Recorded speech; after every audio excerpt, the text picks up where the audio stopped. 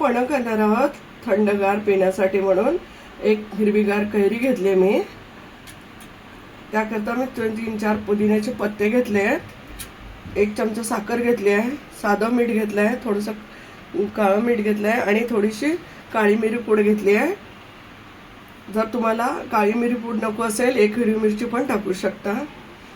आता आपण या कैरीची साल काढून खिसून घेणार आहोत।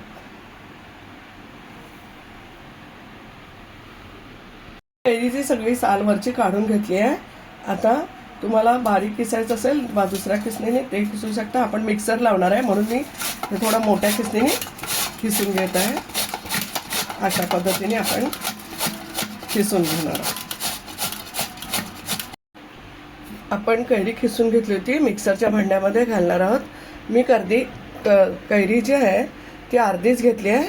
आम्हाला 2च ग्लास करायचा ज्यूस म्हणून तुम्हाला जेवढं पाहिजे असेल तेवढं तुम्ही अंदाजावर करू शकता।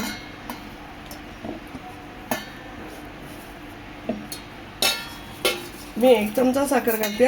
जर जास्त कोणाला आंबट आवडत नसेल त्यांनी 2 चमचे साखर घातली तरी चालेल।